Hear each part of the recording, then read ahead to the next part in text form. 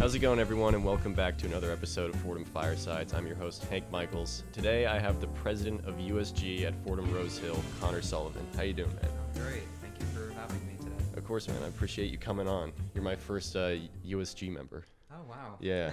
I've had cab people on in the past, or I had Catherine, president. That's right, yeah. But yeah, I like that I'm now like starting to cover more of the big clubs here. Great. Yeah.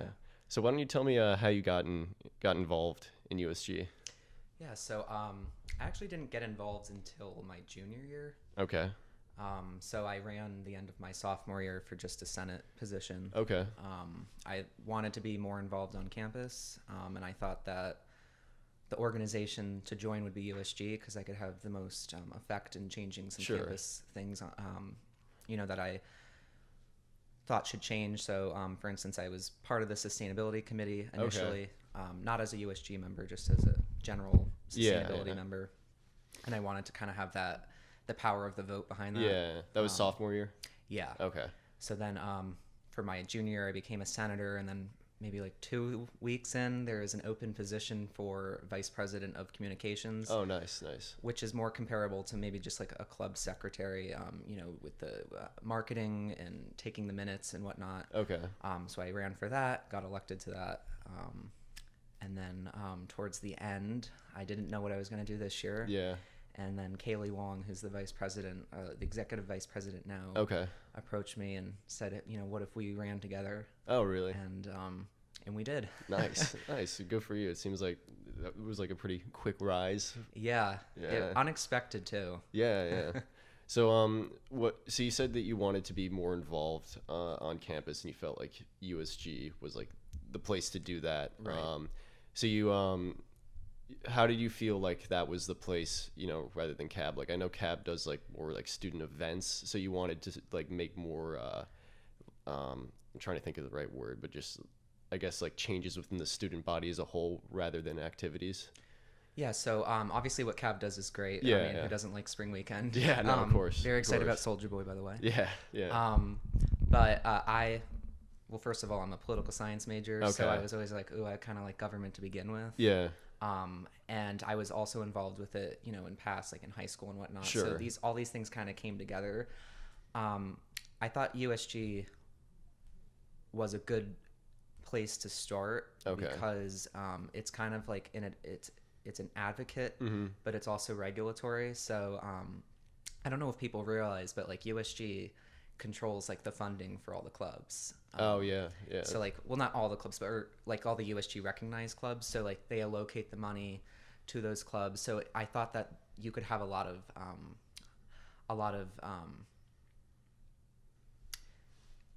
like the most significance in a role like that. If I ran for that. Yeah. So you can, I guess that's like making a big difference on like, right. I guess helping clubs, absolutely come to fruition. Yeah. And have you guys had a lot more clubs this past year since you've been president?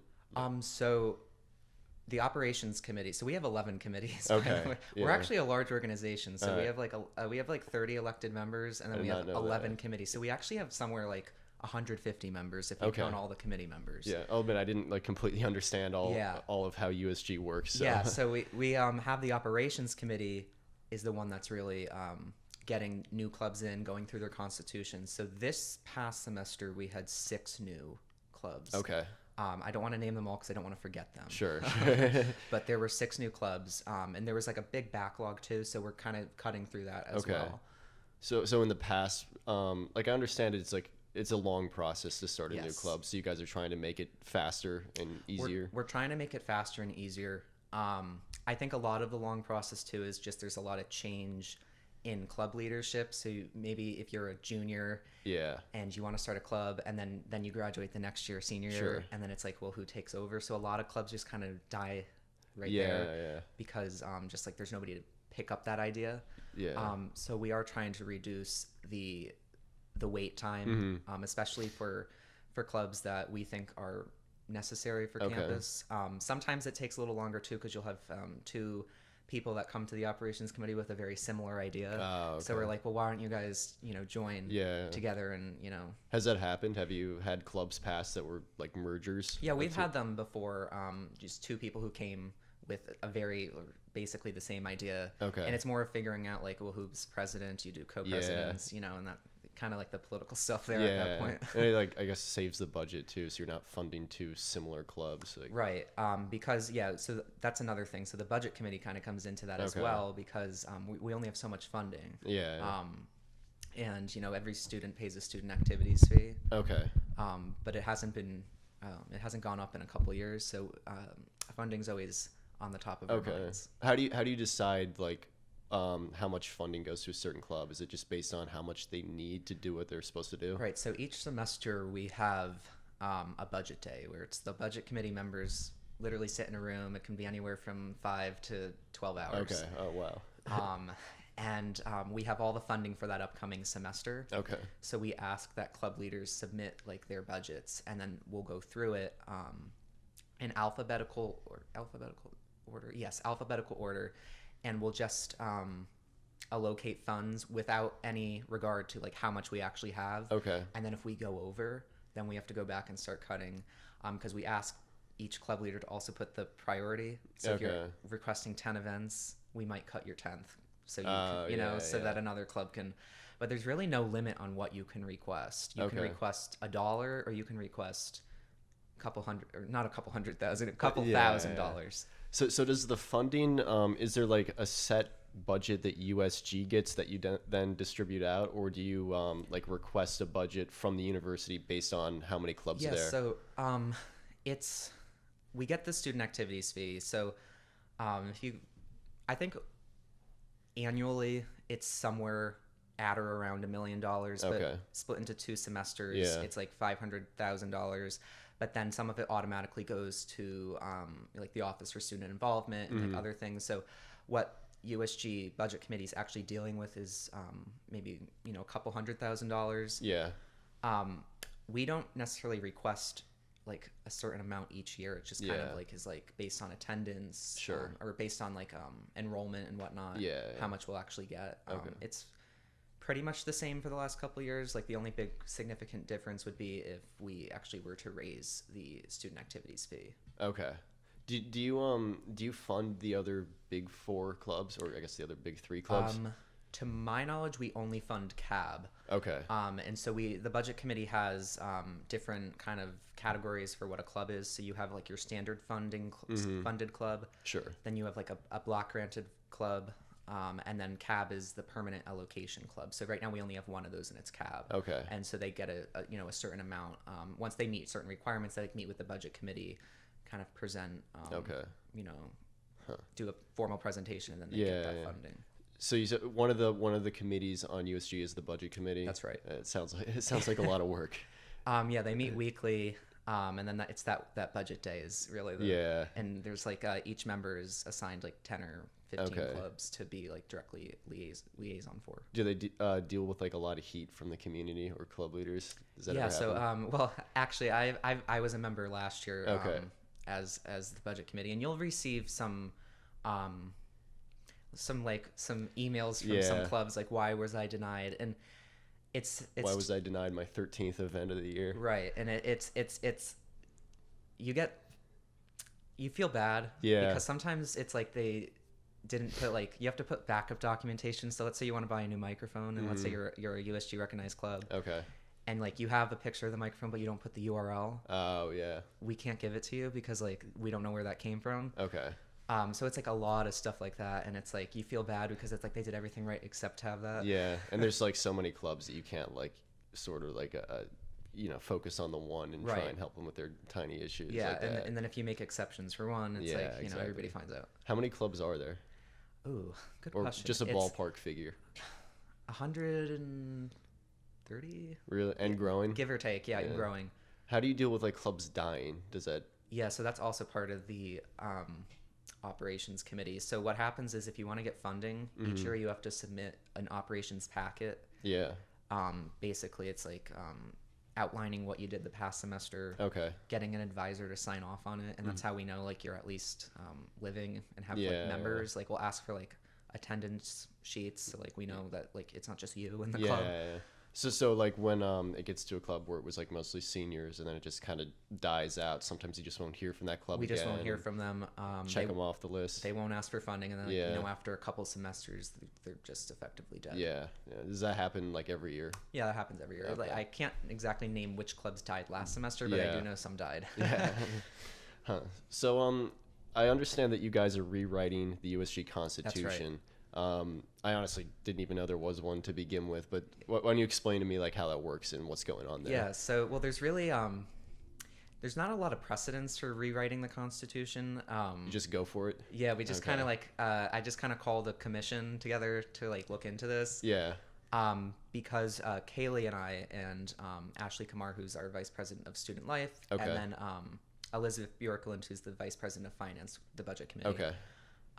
We went to a conference in DC in October, and like there is a lot of it was based on Constitution, and we soon realized that our Constitution currently is it's too long. Oh yeah. It's wordy. A lot of it doesn't make sense. A lot of it's outdated.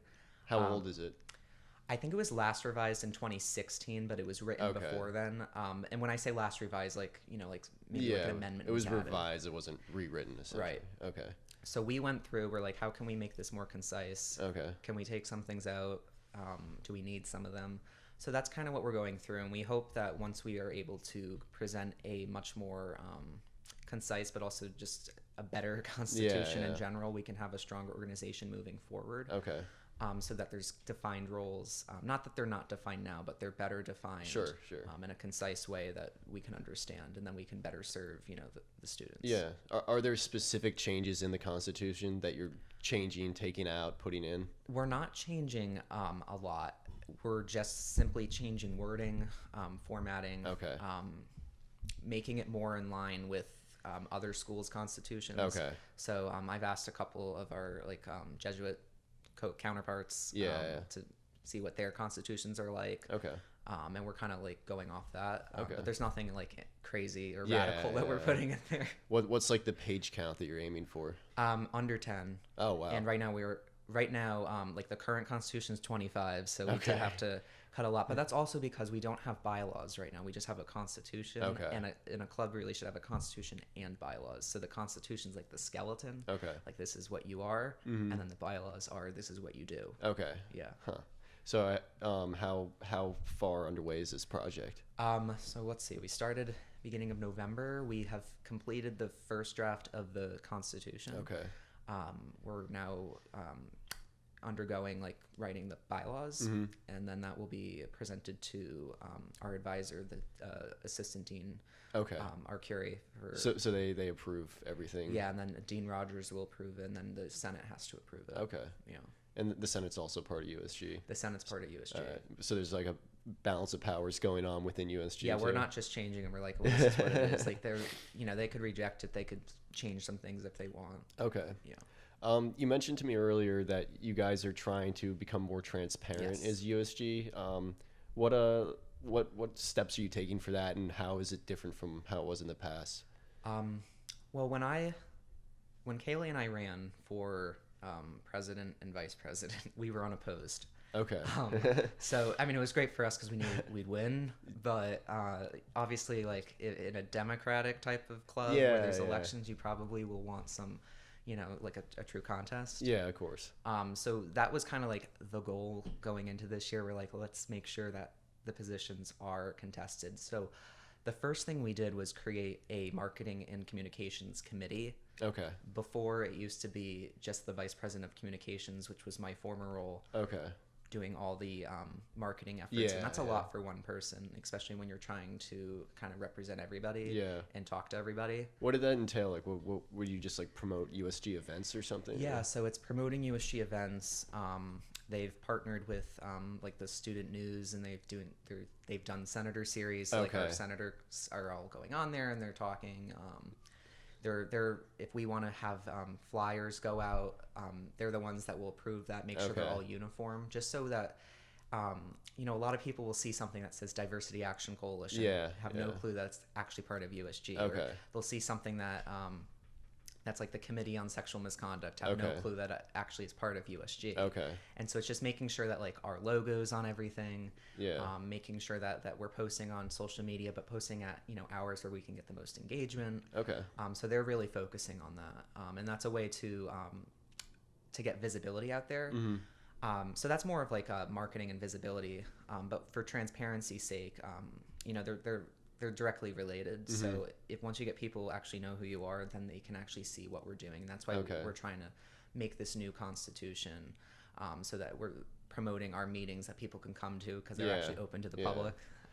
So you essentially want to like publicize like all your decisions, budget stuff as well? Yes. Okay. So actually, the budget for each semester is presented at what's called the Student Life Council. Okay. And so that's a council made up of deans, but also like the big four. Okay. So you know, RHA, CSA, CAB, and USG, and it's presented there, voted on, and you can see the breakdown of everything. Okay. And it's made public then.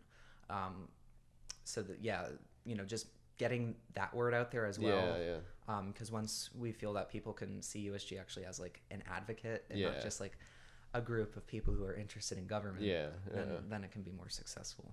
Yeah, I got you. So when you said you ran unopposed, it obviously sounds like it wasn't like unearned, because it sounds like you guys are doing some good stuff. But why do you think that was? Why do you think no one ran against you? I really can't say.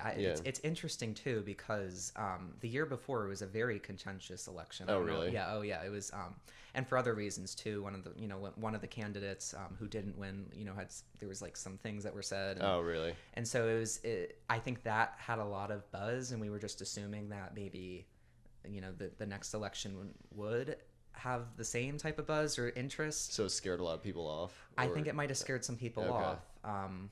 And you know, nobody was running, and then at the last hour, Kaylee and I decided to run. So we don't want that, obviously. Yeah.